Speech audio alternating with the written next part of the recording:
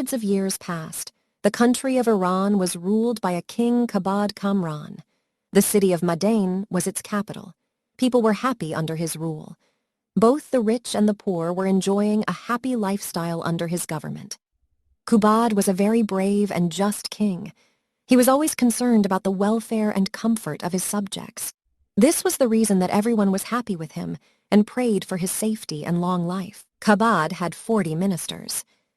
The name of the prime minister, that is, all the great ministers, was Al-Kash.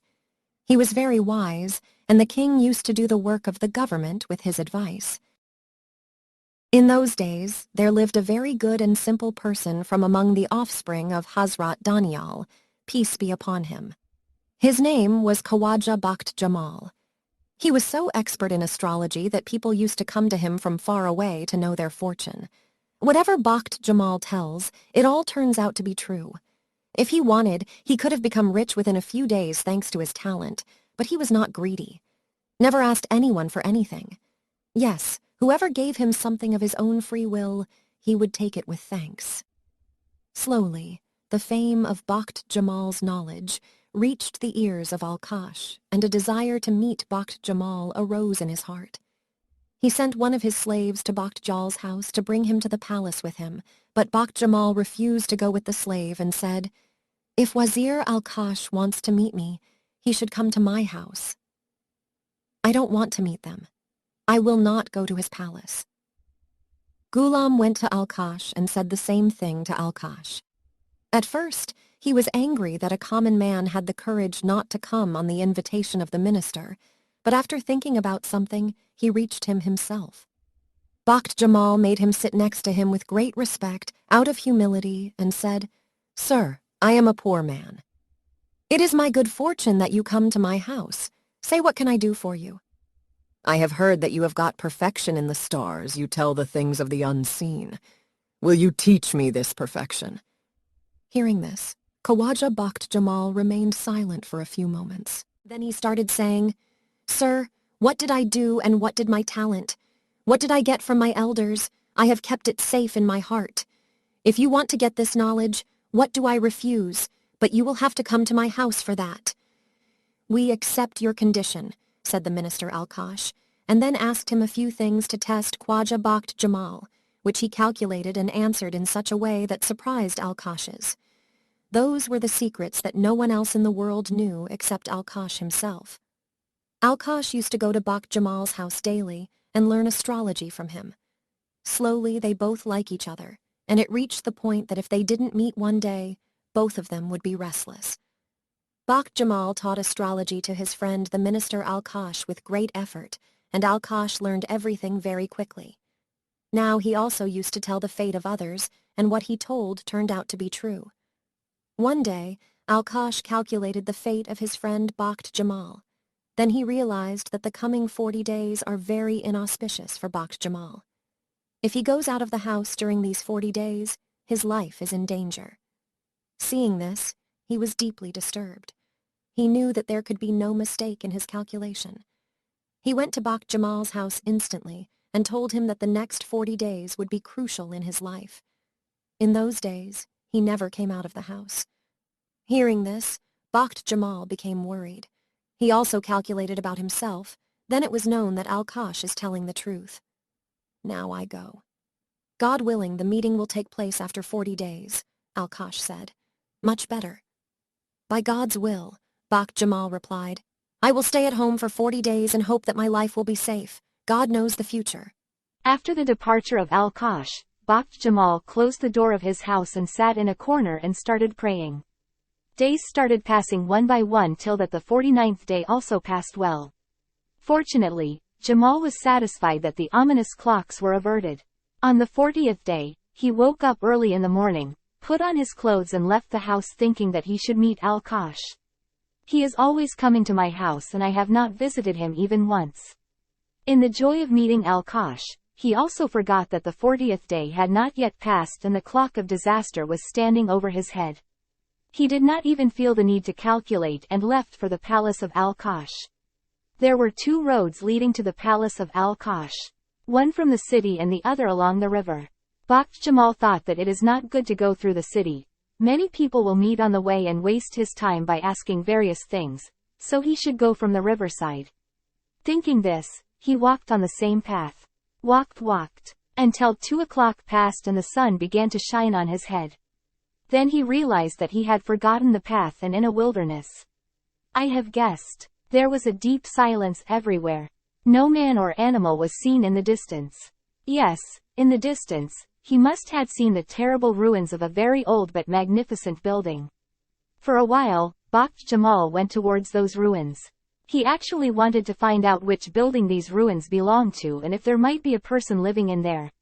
When he entered the ruins of this old mansion, he found that the building was thousands of years old because its bricks were black and rotten, and spices had grown on the walls.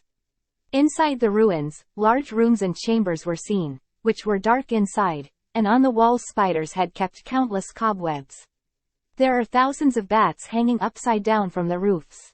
Bakht Jamal was somewhat afraid after seeing this scene, but because he was tired, he also wanted to rest for a while, so he sat down with a closed door. The lock was very big, but it was rusted. While sitting, Bakht Jamal reached out his hand and touched the lock and gave it a little force. It broke. After breaking the lock, he pushed the door open. With a slight noise, this heavy door of termite-infested wood swung open. He looked and saw a basement in which stairs were made to go down. He began to wonder what God knows what is in that basement. I have to find. With a beating heart, he slowly descended into the dark basement. Now he found himself in a long, wide hall, the ceiling of which was supported by tall pillars. Here, dust had accumulated on all sides. A strange kind of stench had spread. Some things were kept in a corner of the hall. He went there. These were big iron boxes and all of those had locks, but they were also rusted, so it was not difficult for Bakht Jamal to open the lock. Within a few minutes he broke all the locks. When he lifted the first lid of the box, with surprise, his body went numb. He could not believe his eyes. This box was full of jewels. Bakht Jamal opened the second box with shivering hands. It was also filled with diamonds, jewels and gold ornaments. Now he counted the boxes. They were 7 in number and all of them had immense wealth. After finding this treasure, Khawaja Bakht Jamal was in immense wonder. He did not understand why this treasure remained hidden from the eyes of the people until now. He was so distraught that even with his knowledge he failed to solve the mystery. Finally, he decided to tell Minister Al-Kash about it. This wealth is useless for me, I will give it to Al-Kash. He staggered out. He closed the basement door and came out of the ruins. The sun was still pouring fire from the sky. But Khawaja Bakht Jamal did not care about it. In the happiness of finding the treasurer, he ran towards the city and from there he took the way to the palace of Al-Kash minister. According to him, the 40th day was not yet completed and Khawaja Bakht Jamal's life was in danger till sunset. He hurriedly came to the gate of the palace. He took him inside with great respect and started saying, Khwaja Sahib, why did you suffer? I myself was intending to be present at your service after the evening. You know that today is the 40th day. Yes, today is the 40th day and like the 49 days, this day will also pass well. But surprisingly, this 40th day turned out to be the happiest day of my life. Khawaja said. How does? Al-Kash asked.